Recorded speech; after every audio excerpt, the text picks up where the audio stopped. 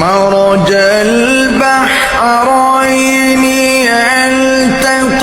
يلتقيان بينهما برزخ لا يبغيان فبأي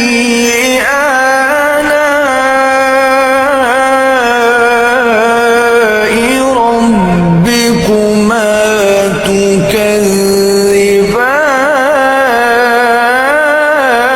تكذبان يخرج منهما اللؤلؤ والمرجان فبأي آلاء